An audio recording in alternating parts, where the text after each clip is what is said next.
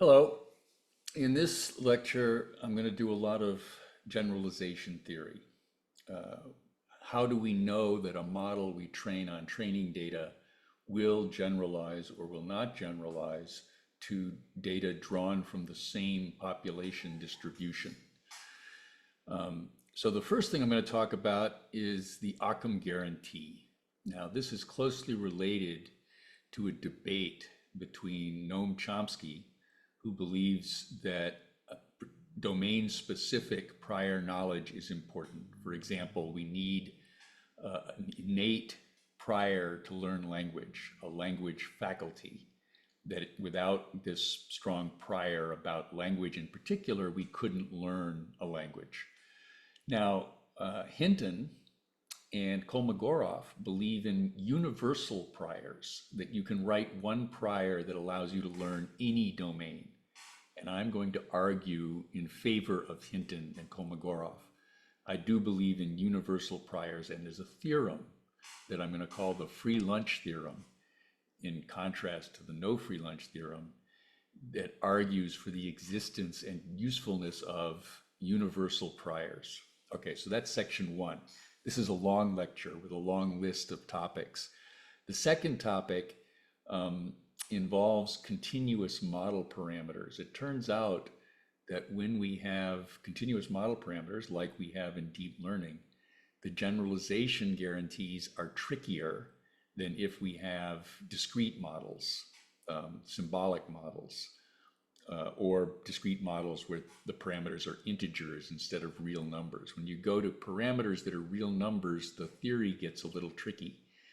So the PAC-Bayesian guarantee handles that case of having real valued parameters. And the intuition is that you can add noise to your parameters. And adding noise to your parameters is spiritually similar to limiting their precision. And once you limit their precision, you can prove the same kinds of guarantees that you could for a discrete model with limited precision numbers, for example, with floating point or integer parameters. And that is related to the formal theoretical guarantees for shrinkage or L2 regularization. So I'm going to talk about that also. Now, the third thing we're going to talk about, this is a long lecture, is called implicit regularization. So the idea here is that we have an algorithm, for example, L2 regression. And the algorithm itself defines a kind of prior. The algorithm is more likely to settle on some models than other models. So the algorithm has an implicit bias, an implicit tendency toward some models versus other models. And the simplest example of this is just linear regression. Linear regression has the property that if we start from zero, setting all our regression coefficients to zero and run linear regression by gradient descent, it ends up converging on the least norm solution in a case where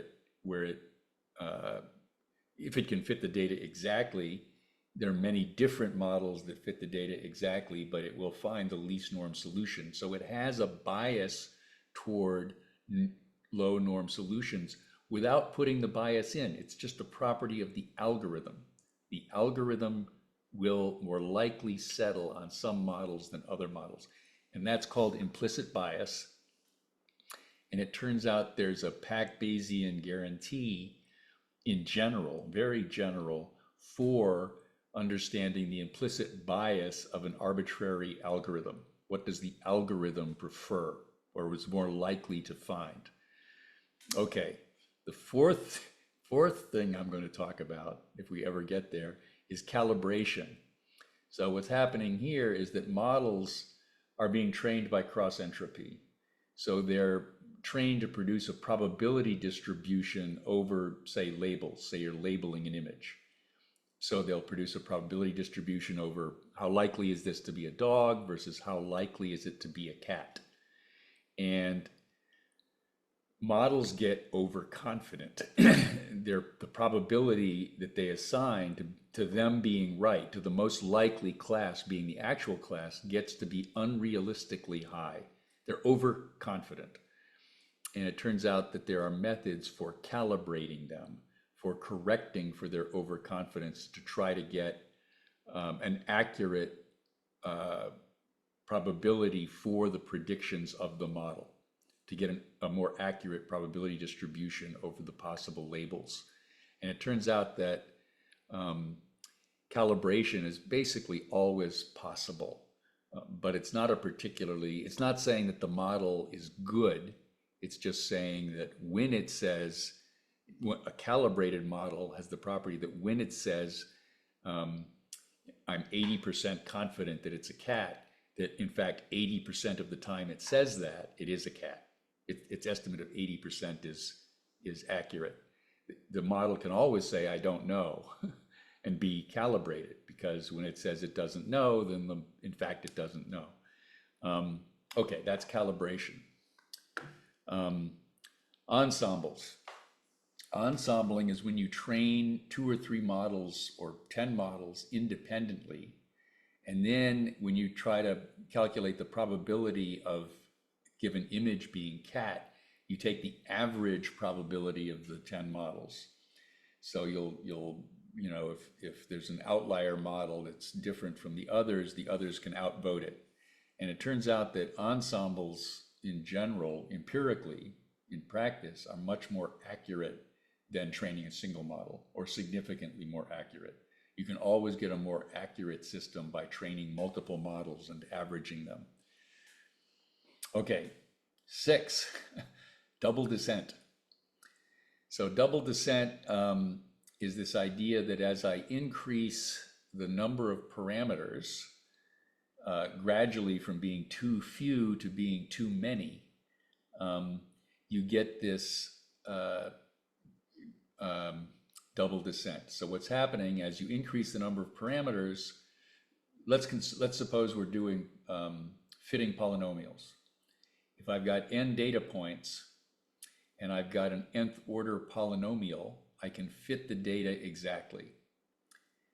So in order to generalize, the classical generalization theory says I should use a low order polynomial, like a linear or a quadratic fit to a large number of points. And the linear or quadratic fit will generalize better than an nth order polynomial that could fit any data, any endpoints of data. And what's observed in deep learning, in deep models, is that if you have a very small number of parameters, the model will generalize, but it won't perform terribly well because it's so limited in its expressive power. As you increase the number of parameters, you reach a point where the generalization is damaged because you're overfitting. You start to overfit. As you increase the number of parameters further, that overfitting phenomenon goes away. So it's called double descent. Your model performs better, then it overfits, it performs worse, then it performs better again as you increase the number of parameters. Okay, the last thing I'm going to talk about very briefly is this the newest phenomenon here is called grokking. Grokking is something that happens after double descent. If you run long enough and you're regularized, then beyond the way they phrase it is beyond the point of overfitting, the model, the generalization performance improves in some kind of phase transition where somehow the model discovers something and its generalization performance improves very late in training, and you don't see an improvement in your training loss. You see an improvement in your generalization loss. And this phenomenon of getting a sudden improvement in the generalization loss with no improvement in the training loss requires regularization. Seems to require regularization. Grokking is not well understood. It's very new. So I'm just going to mention that at the end. Okay, so if you remember everything I just said, that would be a good takeaway from this lecture. But now we're going to dive into each of these things and spend a lot of time on it. So let's go back to the Chomsky-Hinton debate. So Chomsky believes you need a domain-specific prior to learn anything. And this position is supported by something that's known as the no free lunch theorem. And a lot of textbooks on learning theory, especially before the Deep Revolution, put a lot of emphasis on the no free lunch theorem to emphasize the importance of a learning bias, or often it's called a concept class.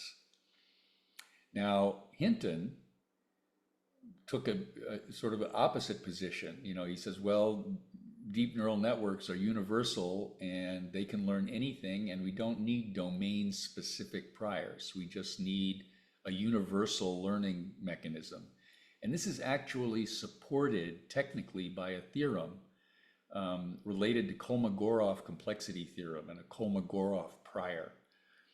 And that's the position I'm going to support, that there exists universal priors. But the no free lunch theorem seems fairly compelling.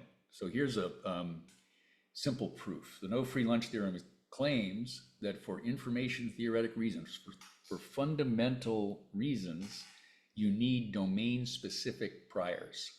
So here's the argument.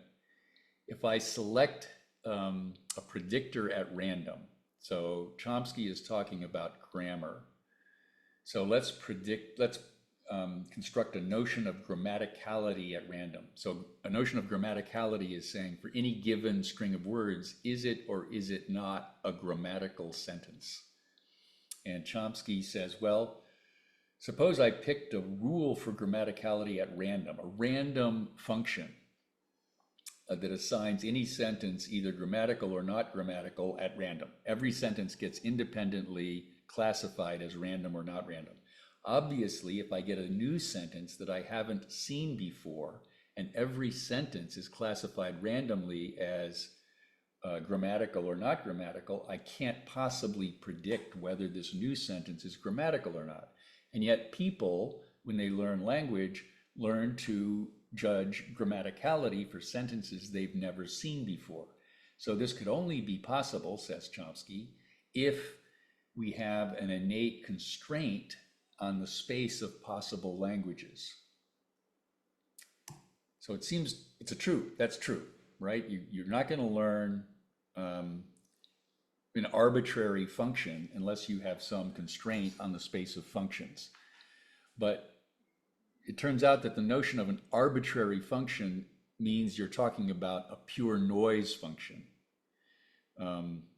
So what does it mean to be pure noise versus having a rule, having a pattern? Anything that has a pattern, we should be able to find the pattern and learn. So I'm going to consider what I mean by a pattern. I'm going to consider a classifier written in Python, a nice high-level programming language. And I'm going to allow an arbitrarily large standard library. So I've got Python with a big library. And I'm going to talk about the number of bits it takes to represent a Python program written in Python together with this library of functions. And I'm going to call that the size of f. And you can even use a compression algorithm. You can use gzip to compress it so that the number of bits in the representation is minimized. So here's the theorem. This is a theorem, right? The no free lunch theorem is a theorem. This is a theorem. This theorem says intuitively, if there exists a pattern at all of any kind that you can express in Python, you can learn it. So the bias here is simply to say it has a pattern. Okay, so here's the theorem. I'm going to consider any loss function. H here is a rule. H is my program, my Python program. I'm calling it F here, but I'm calling it H here. That's the Python program. And I'm going to assume XY pairs. I'm trying to predict Y from X. So I'm going to have a loss. It could be a cross-entropy loss, but I'm going to assume that the loss is bounded. It's always less than some L max. And you can do this with a cross-entropy loss by ensuring that the probabilities are never smaller than some lowest possible probability. Now, we have a generalization loss. So when we talk about generalization, we're talking about drawing new examples from some fixed population distribution. So the generalization loss of a rule H, is the average, the expectation over drawing xy from the population of the loss of that rule on this xy pair. So that's our generalization loss. Our training loss is the average over the training data of the loss. So classical learning theory says your training loss can go to 0 when you overfit, but your generalization loss can be large. That's called overfitting. Okay, so here's the theorem. This is a theorem. With probability, at least 1 minus delta over the draw of the training data. It takes getting used to that phrase. So what this phrase is saying is that I'm going to consider random training data. And for random training data with high probability over the draw of the training data, so a draw of the training data means I sample n things from the population. So that's a random process, drawing the training data. And with high probability over the draw of the training data, we're going to have it be true simultaneously for all functions f, for all h, for all functions f. Remember, f is a function written in Python, and it can call a standard library. And I'm saying for all such functions with high probability over the draw of the training data, we have that for all Python functions, all of them, infinitely many of them, for all of the infinite number of Python programs, the generalization loss of that Python program on the actual population, when I draw new data, can be no larger than a number that's close to 1 times its training loss, right? So if the training loss is small, the generalization loss is going to be guaranteed to be small, provided this term is small. Now this term has a leading factor of this L max, our maximum loss, divided by the size of the training data. So as the size of the training data goes to infinity, this term is going to go to 0. Okay, as the training data goes to infinity, this term is going to go to 0. But I have a dependence on the complexity of f. So it's going to matter how complex f. That's why this is called the Occam Guarantee, because it's saying simple theories, simple patterns will generalize well when complex patterns won't. And simple and complex are being measured by the number of bits it takes to represent the function.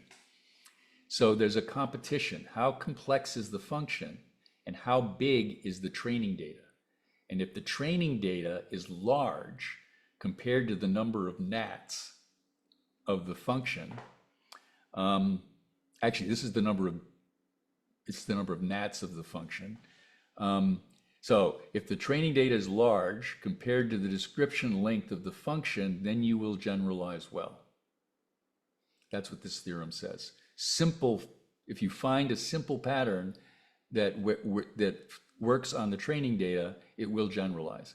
Now the point here is the only bias I've assumed is the programming language Python.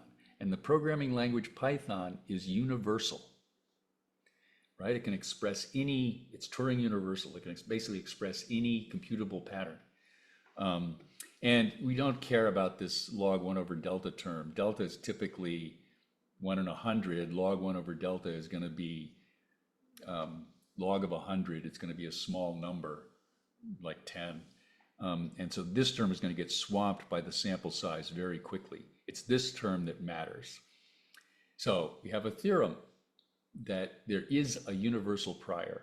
It is true that a random function cannot be learned, but a random function is just noise, and noise is the only thing we can't learn. If there's a pattern of any kind, we can learn it as long as we get enough data to such that the description of the pattern is smaller than the training data size.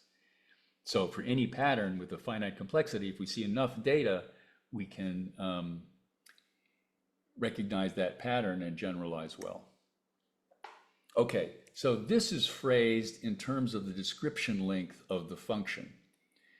We can convert that to a prior probability of the function. So this Occam guarantee can be phrased in terms of an arbitrary prior distribution over our function class. And the idea here is that there's this correspondence between a prior probability and a description length. So if I have a description length, say this is a number of bits, here we'll take we're going to assume a prior probability over our function space, over our rule space, and we're going to define a complexity which is minus log 2 of that probability. Or alternatively, so that's one way of defining a complexity, minus log 2 of a probability. Another way is just to write it down in some code and measure the number of bits in the code and define the probability to be 2 to the minus the number of bits in its code. And the idea here is that if we've got a prefix-free code, I can generate a bit string at random and stop as soon as it's the bit string for some rule. And so if I have a prefix-free code, and we talked about this in the Shannon source coding theorem, I can always convert that to a probability of any item by simply flipping bits at random until it's a code and then taking the item that's the code for. So I can convert codes for items to probabilities, and I can convert probabilities to bit lengths that aren't necessarily integer. And what we can do is prove this theorem for an arbitrary prior probability, where we replace the length of the function by just negative log of its probability. So this is the same theorem that we had before, essentially the same theorem, except that I've replaced this bit, here this is a bit length, and I've replaced this bit length by a log of a probability. I've written it as a natural log. It's a little confusing whether it's bits or nats. It's not very important. And I put the delta in here. But basically all I've done is I've replaced the length of h by the negative log of the prior probability of h. And it's still a theorem. So what have I done? I've said, I've got this Occam theorem that says if I can write it with a small number of bits, and the number of bits I need is small compared to the number of training points, then it will generalize. Here I've said, if I consider an arbitrary prior probability over rules, or any prior probability over rules, as long as I fix that prior probability, then with high probability over the draw of the training data, I get a guarantee, the same guarantee, but it's replaced the program length by the negative log probability.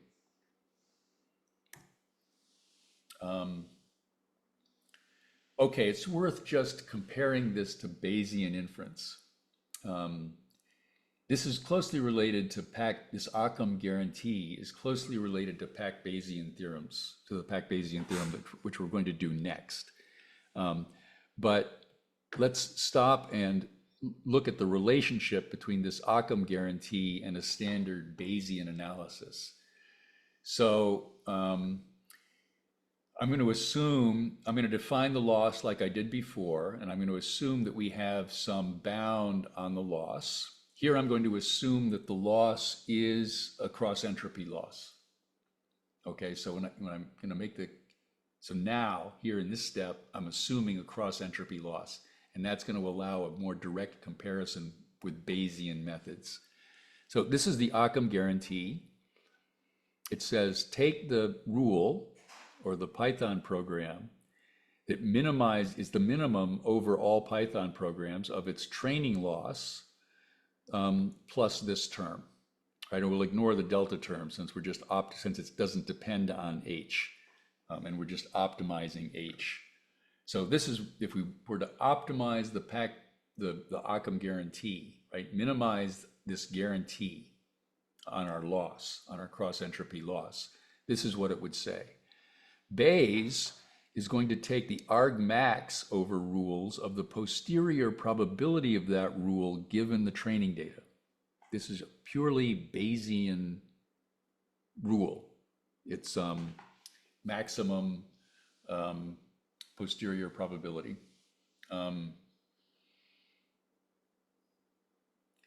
Right, so I want to maximize the probability of H given the training data. And it turns out that that's the same as minimizing the cross entropy loss of H on the training data plus 1 over the number of training points times negative log prior probability. And I'm not going to go through that derivation, but these two optimizations are the same. Optimizing the posterior probability is the same as optimizing, taking the minimum of a probability of H given the data, or the probability of the training data given H, plus this term that depends on the prior of H. So this comes from, I'm not going to derive it, but the important point is that these two expressions are analogous, are similar, right? They look very, basically what's happened is I've replaced the 1 in the Bayesian analysis with this 5 L max in the Occam analysis. Okay. Now things get a little technical. Up to now, I've been stating theorems, but I haven't been proving theorems. And theorems are always much easier, or if they're good theorems, they're always much easier to state than to prove. This proof is not deep by learning theory standards. In fact, it's sort of dead trivial by the standards of older learning theory, learning theory 20 years ago. A well-known learning theoretician once said that most guarantees in learning theory are combinations of two kinds of inequalities, two kinds of bounds: the Chernoff bound and the union bound. And this theorem is no exception. It's just an application of a Chernoff bound and a union bound.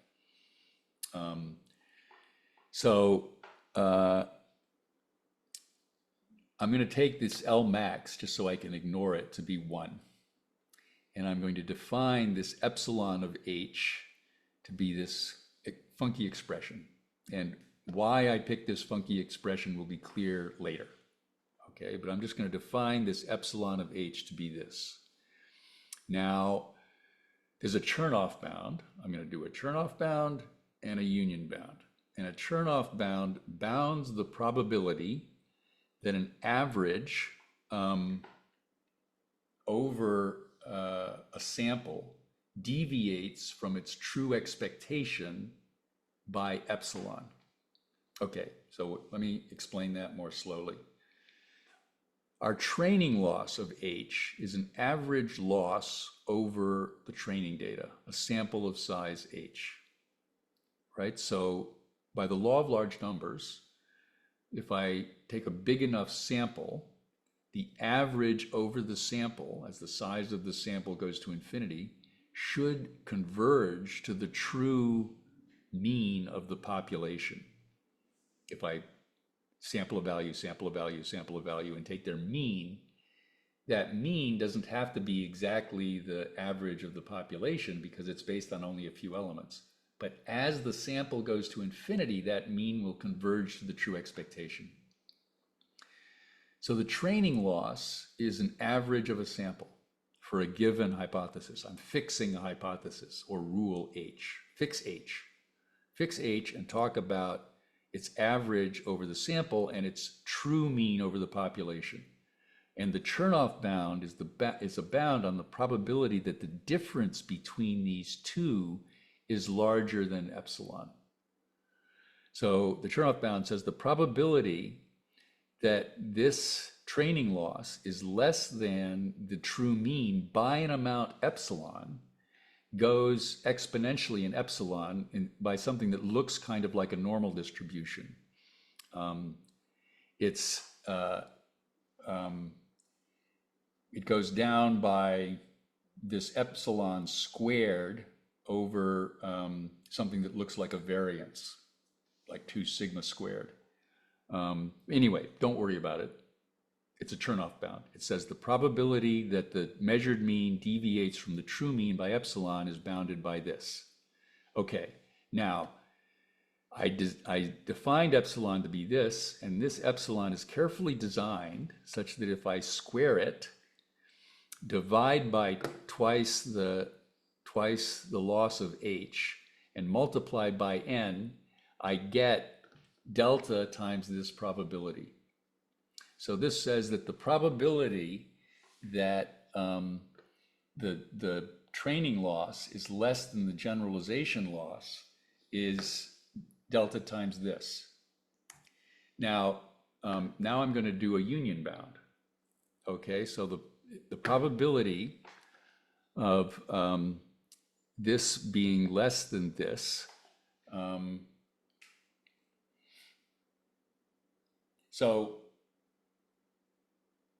the probability of this being less than this is bounded by delta times this probability. Now, a union bound says that the probability for if I've got a probability for a given h, for a given rule bounded by something, the probability that there exists an h that makes this true is bounded by the sum over all of those h's of the probability of a given thing. So the worst case is when all of these events happen disjointly, right? The probability that this happens is very small. The probability that this happens for a different h is also very small, but the probability that there exists one is no larger than the sum over all of them of the probability that that one satisfies this condition. So if I take the sum over all of these, I get that the delta comes out of the sum, and the sum over h of the probability of h is 1. So the probability that this is true is bounded by delta. Now, we're trying to prove this theorem, right? We're trying to prove that for all h, the loss of h is less than or equal to, it's the empirical loss plus this penalty, plus this deviation. So this condition is saying that h is in some sense a bad guy. It's saying that that it's violating this condition. So the probability that this condition is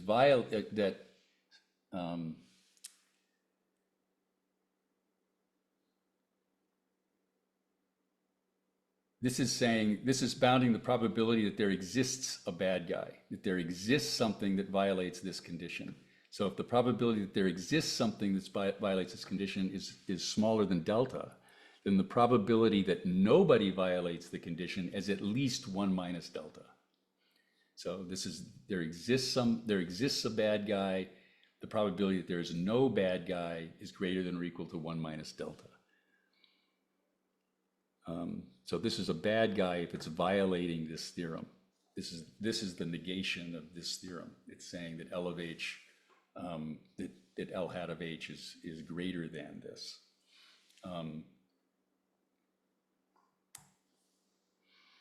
Okay, so now what we've done with our combination of our union bound and our turnoff bound is that we've got this condition, this guarantee. This is our epsilon. And a lot of people just leave the theorem at this point. But I prefer to get rid of this square root by using the fact that I can view this as a geometric mean. It's a square root of a product. And there's a fact about the geometric mean. The arithmetic mean is an upper bound on the geometric mean. So more generally, the square root of AB is a minimum over lambda of an average of two terms.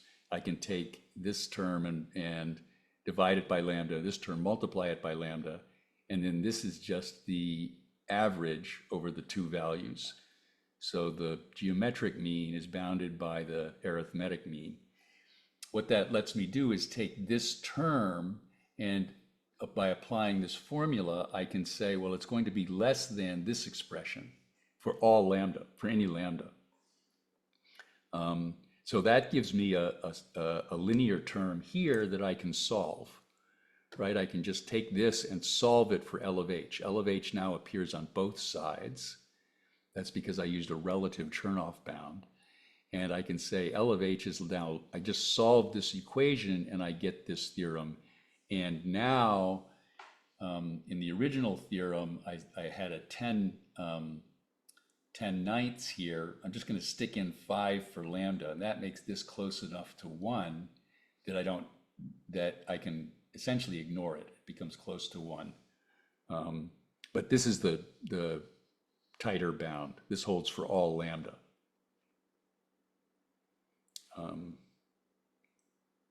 And then I assumed L max was 1. We can scale things by L max to get the original form. Okay, this is a long lecture.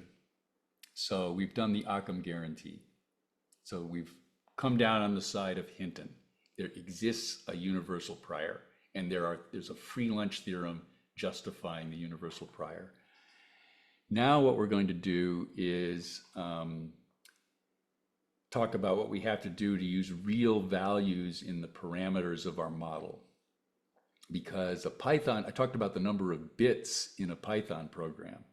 And if the Python program has numerical parameters that you can tune, like in a deep neural network, you have to include the number of bits in the floating point numbers. Now you can do that, but theoreticians love to go to actual real numbers, and real numbers are infinite precision. They have an infinite number of bits, so the description length becomes infinite, and the guarantee goes away, right? Because you need a simple model, and one real number is not simple. It's got an infinite number of bits. What we're going to do is ultimately sort of introduce noise. We're going to introduce some stochasticity into the learning or into the model creation process. So rather than talk about a particular model, I'm going to talk about kind of a posterior distribution on models. So our training algorithm now is going to take some training data, and instead of learning a particular model, it's going to learn a probability distribution over models.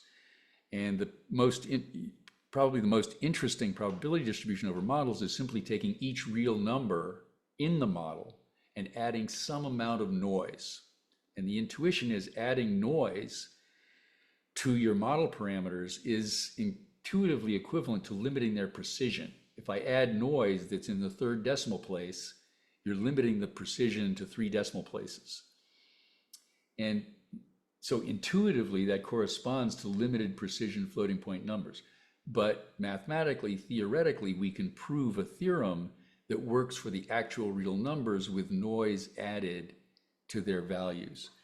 But we're going to go one level more abstract than that. We're going to talk about an arbitrary posterior distribution. Okay, so here's a theorem. I'm very skeptical of theory in deep learning, but I am kind of a theoretician and I do like theorems. I mean, they're nice. It's nice to have a theorem. Okay, so what's our theorem? Fix a prior on your models. Okay, so this is like the probabilistic version of the Occam theorem. We're going to assume a prior probability on our models. And we're going to assume that our learning algorithm is going to learn a posterior distribution over models, not a particular model, because a particular model now is a point in a real vector space. It has probability 0. So we're going to learn a distribution over models. So the theorem is going to say, with high probability over the draw of the training data, so it's just like before, we've got we talk about the probability over the draw of the training data. With high probability over the training data that we draw, we're going to have that for all posterior distributions simultaneously. With high probability over the draw of the training data, we get that for all posterior distributions, a guarantee holds.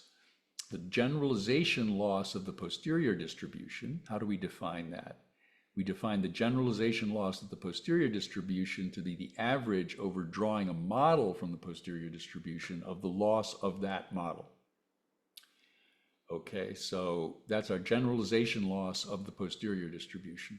We have a training loss of the posterior distribution, which is the average over drawing a model from the posterior distribution of the training loss of that model. And the theorem says that with high probability over the draw of training data, we have simultaneously for all posterior distributions a guarantee that looks very much like the guarantee that we had before, except I'm replacing the complexity of the model. Before we had a complexity of a particular model.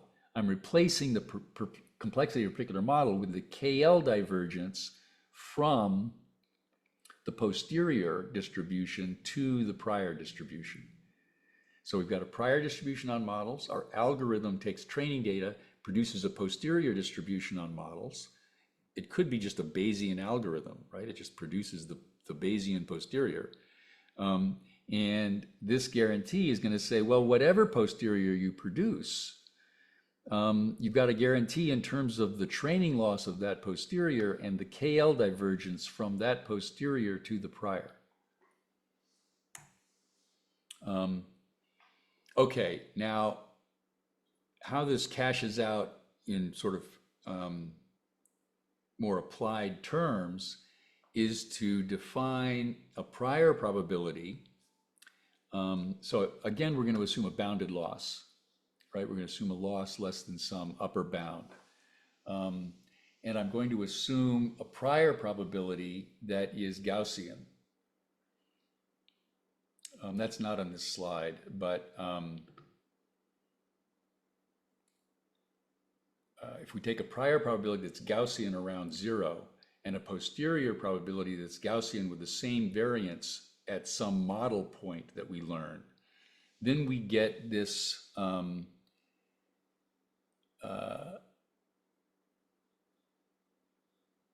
right. So here what I'm doing is I'm taking a posterior distribution on models by taking a particular point, which is the model, and a particular notion of particular variance. And I'm going to take a training point or from the population, and I'm going to take noise, and I'm going to add the noise to the model, right? So the model is a point in space, is a point in a vector space. I'm taking that point in a vector space and adding noise at some variance, and the guarantee is going to depend on what variance noise I add. So as I add more noise, I get less precision intuitively in that parameter. If I add less noise, I get more precision intuitively in that parameter. So the guarantee says, so I'm defining a posterior over the model distribution by adding noise to it. So I'm taking an expectation over adding noise to the model. And I can add noise to the model on fresh data to get on data drawn from the population, or I can add noise to the model on the training data. And this says that the generalization loss at a level sigma of noise added to the parameter is less than or equal to, and will have the same coefficient and the same training loss, again adding noise to the model at training time. And then what happens is that KL divergence term turns into this L2 regularization, turns into this, the norm of the vector squared, and it also depends on the size of the noise I'm adding. I have to stop. All right. So we get an L2 regularization theorem, right? We get a guarantee in terms of the norm squared of our parameter vector from this general PAC-Bayesian theorem that learns posterior distributions. Okay, I'm going to skip. I should have deleted that slide. That's all I wanted to say about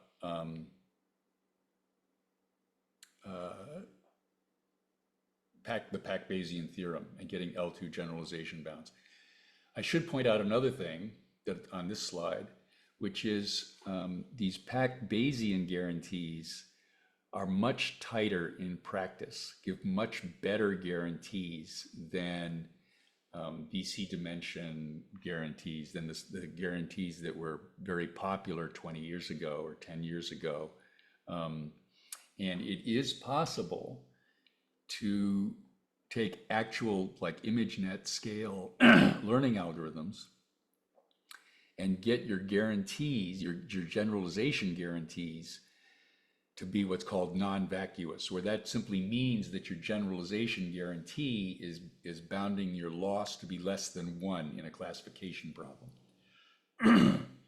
And the PAC-Bayesian theorems are, the PAC-Bayesian approach to proving generalization guarantees is the only approach that can give generalization bounds that are tight enough to be non-vacuous. And there's a sort of a little literature on that. Okay, subject 3, implicit regularization. So we've done the Occam bound, we've done the PAC-Bayesian bound that handles real parameters.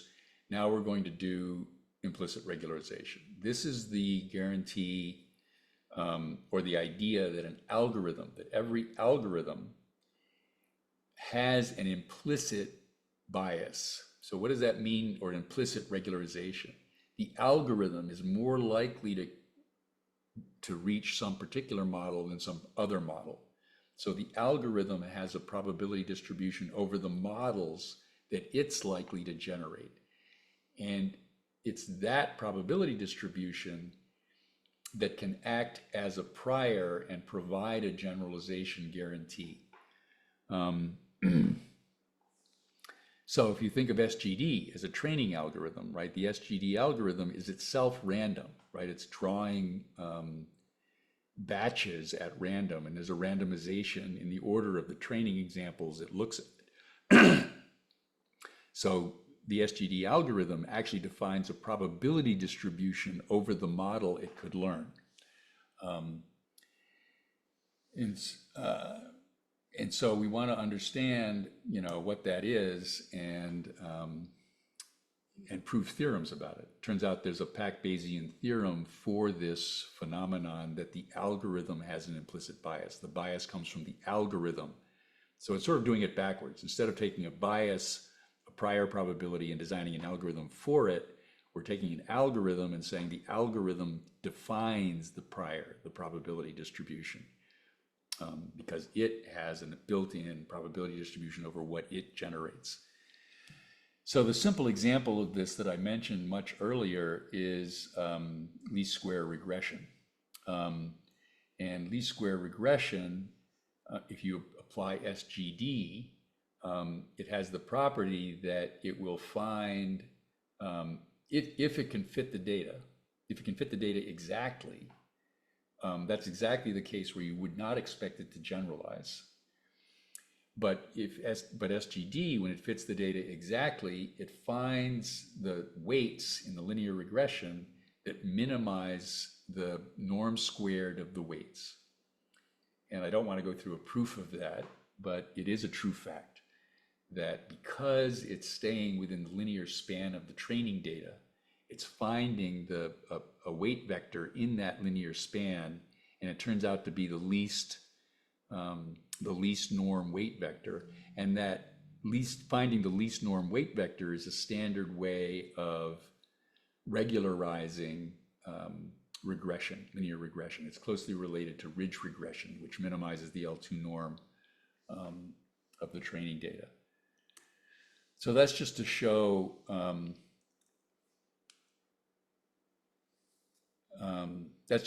that there's a simple example of this phenomenon. Okay, but now what we're going to do is we're going to prove a very general theorem that applies to any algorithm at all. So we're going to define a prior probability on models by considering drawing training data from the population, and then considering the probability, the average over drawing training data from the population, that the model learns this, that the learning algorithm learns this model. So there's going to be a probability over the model parameter given the training data. The learning algorithm defines a probability over the model parameter given the training data. And if I take the expectation or the average of that probability, I get a marginal probability onto the models. And I'm going to take that probability to be the prior probability, right? So now the prior probability is defined by the algorithm. So again, we're going to define a loss in terms of the training data. So given training data, we're going to run the algorithm. We're going to run the learning algorithm. The learning algorithm is going to give us a probability distribution over models given the training data. So we can draw, given training data, I can draw a model from the probability distribution over the model parameters given the training data. And there's a generalization loss that's a function of the training data. Training data defines a distribution over models. I run the algorithm, I get a distribution over models defined by the training data. I can see how that distribution over models performs on test data. And that is the generalization loss when I run the algorithm on this training data. It's sort of the expected generalization loss. The algorithm is returning a distribution on models. That distribution on models defines a loss on the population by drawing the population and drawing the model and computing the loss. There's also a training loss defined by the training data, which is the average over the training data of drawing a model from the algorithm's posterior distribution and looking at the loss on the training data. And there's a theorem, that is exactly the theorem we just saw, but it's using this prior defined by the algorithm.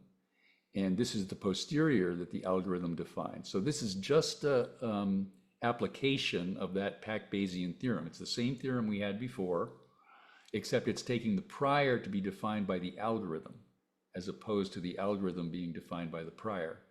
And it turns out that this KL divergence is the mutual information between the model and the training data. And that's a funky thing that I don't want to prove in detail, but this KL divergence is in general the same as this mutual information, is another way of writing this mutual information. Okay, so the problem with this bound is that you can't really prove anything with it, because you don't know for a given algorithm what the algorithm's prior is. But it is clear that this is the optimum for if I fix the algorithm, for a fixed algorithm, and I ask what's the optimal prior probability for that algorithm, and it's valid to talk about an optimal prior for that algorithm as long as the prior is not defined in terms of any particular training data. So the problem with it is that it's difficult to analyze. The virtue of it is that it's sort of provably the optimal prior. So this is the tightest bound you're going to get for this algorithm, defined by the algorithm. And it's nice that this theorem exists, right? That there, you know, that an algorithm is going to behave better than any bound you write for it in terms of some other prior. There's an optimal prior that would give you a tighter bound if you could just calculate it. Okay, we're almost done. The rest of these are going to go quickly. Calibration. So I think I almost said everything I want to say in the introduction. So what happens in calibration is that as the model starts to overfit, right? A model that perfectly overfits will get arbitrarily confident in every point on the training data. And if it's arbitrarily confident on every point in the training data, it's going to be overly confident on the test data. It's on the training data, it knows that it knows, right? It knows that when it says it's very likely, because it's overfit the training data, it is actually getting it right. So this overfitting occurs before, like if you were doing early stopping, we didn't talk about early stopping, but you stop when your validation error is minimized. This overconfidence does happen. The model ends up being overconfident. I'm going to skip this. So calibration is just fixing that, and you can fix that by adding a temperature to the model's posterior distribution to make it more diffuse.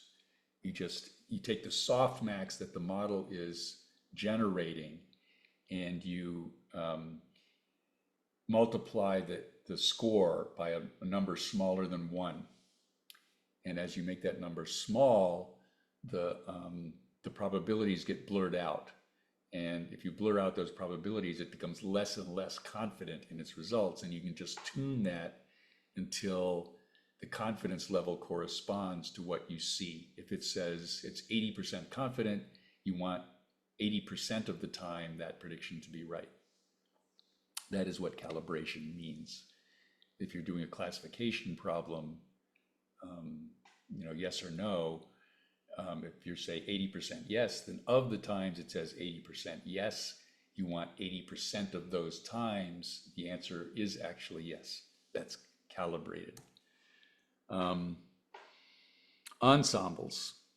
So I said that ensembling is you train models independently, and then you average them. So I'm going to define the posterior probability over a label given an input to be the average over k models. These are going to be k different models of the probability that model assigns to that label. So I'm averaging k models, and I'm averaging the probability of those models. So this is an average over k of the probability that model k assigns to y. And if I take these probabilities, it almost always performs better to use an ensemble than to just train a single model. And there's some intuitive understanding of how this happens. So I'm going to consider ensembling under cross entropy loss. So here's the cross entropy loss, right? The cross entropy loss of an ensemble is just the average over drawing from the population of the negative log probability that the model assigns, right? This is just cross entropy of this model, P ensemble. Cross entropy loss of P ensemble, that's just this equation. Now, P ensemble is, the ensemble probability is an average over the models. And by Jensen's inequality, I can move this average out past this convex function. And when I move it out past the convex function, it gets larger. So the probability of the ensemble is less than or equal to the average loss. So the average loss of a model is, the average loss of the ensemble is guaranteed to be less than or equal to the expectation over using a single model. So the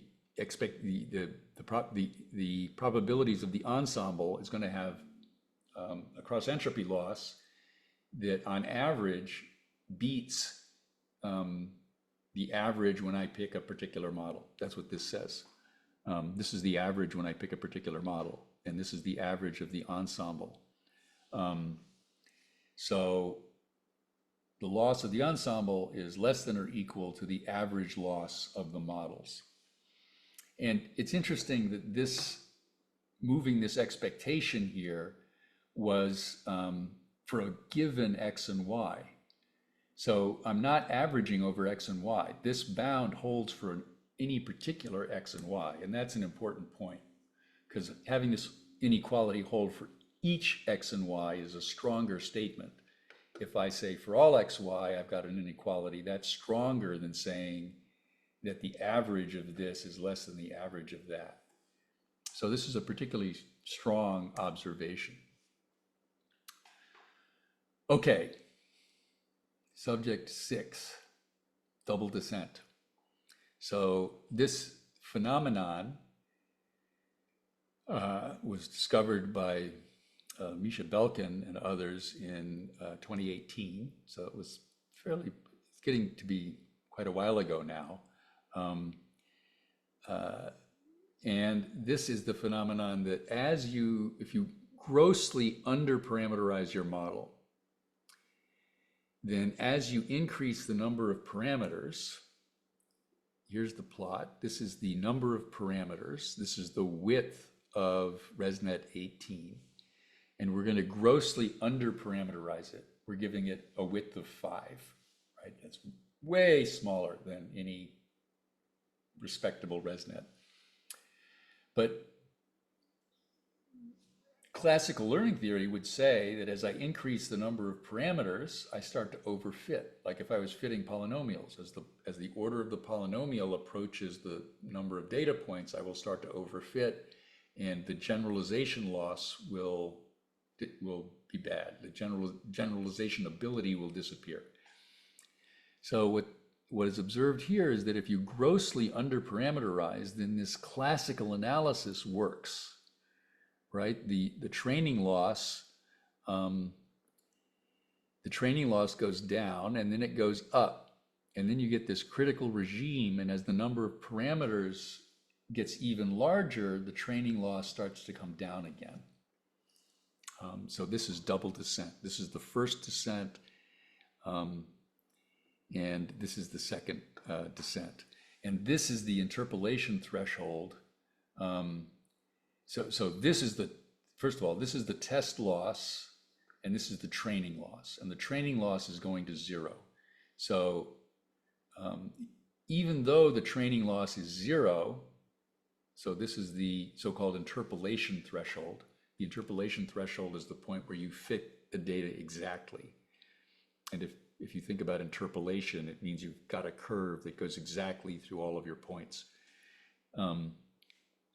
So this is where you're starting to fit the data exactly.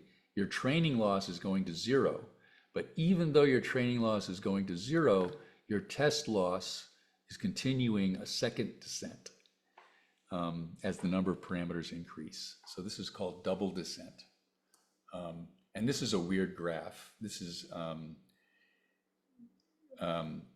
training time is represented by different colors of curves.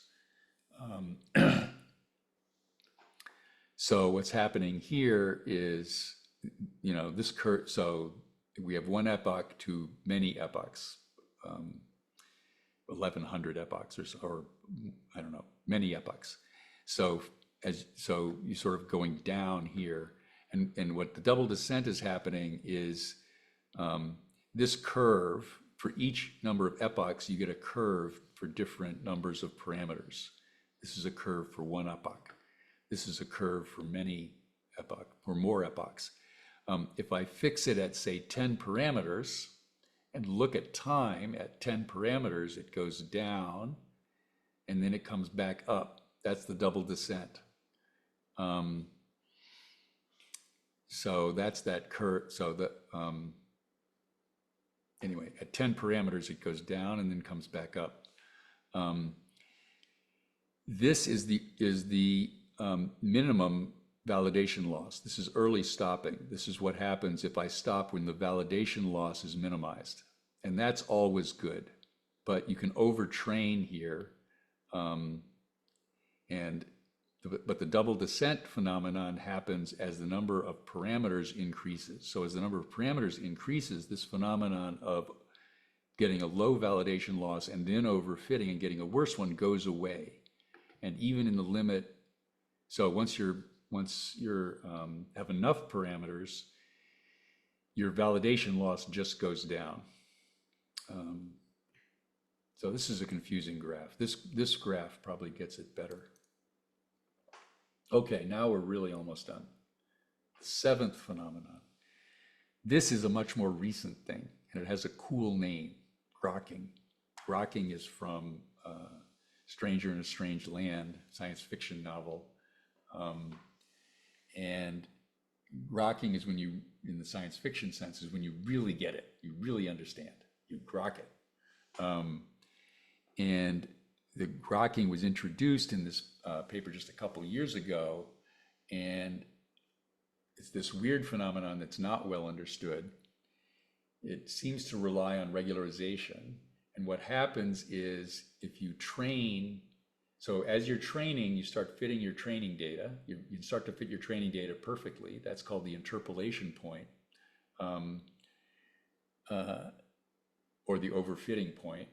And if you train long enough, at some point, there seems to be a phase transition and your validation, your generalization loss suddenly drops. You don't see it as your training loss has gone to zero or gotten very small. And you don't see an improvement in the training loss, you just see an improvement in the generalization loss. And this is called grokking, and it seems to rely on shrinkage. It's relying on shrinkage. And this paper is just out. This is May, this is this month, exploring grokking in transformers and language model and reasoning. And the claim is that at some point, if you train long enough, there's a kind of phase transition where the language model starts to reason, where it wasn't reasoning before. And it doesn't show up in your cross entropy predicting the next word, but it shows up in your generalization. So it's good to be aware that there's this word that's floating around that nobody really understands very well, but people are actively trying to understand it. So I'll stop there. That was a long one, and I'll see everybody next time.